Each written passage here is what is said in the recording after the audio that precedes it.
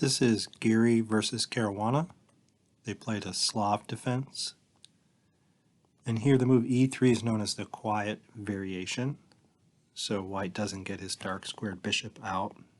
His light squared bishop defends c4. This allows black to develop the bishop outside of the pawn chain like this.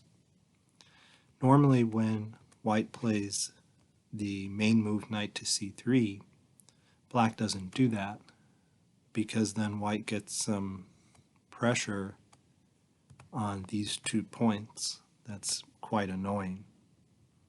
Okay, so the bishop has left protection of that square. But in this case, with e3 instead, bishop to f5 makes sense because the knight isn't yet on c3 to pressure that point on d5. But knight c3 now puts pressure on d5, so black defends it. So there are pluses and minuses to getting that bishop outside of the pawn chain.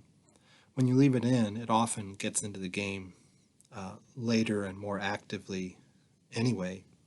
Now white can actually go for the bishop pair. Even though it's outside the pawn chain, black might have to give it up. Okay, and that's exactly what happens here. White can take on g6 at any time, so he's in no hurry.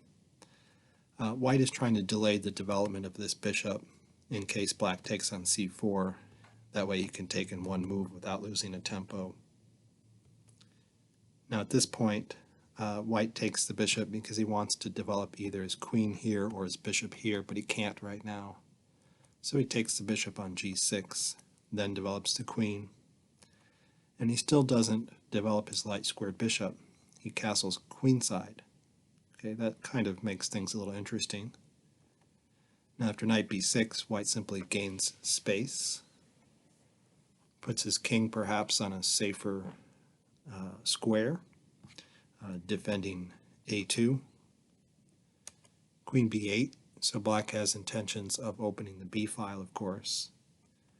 h4, g5, white's h-pawn is pinned. Okay, bishop e1 protects h4. Okay, black pushes to g4. White expands in the center, takes. Okay, now black opens the b file, or the a file. Okay, b3 protects the a2 point. Okay, white offers the trade of knights.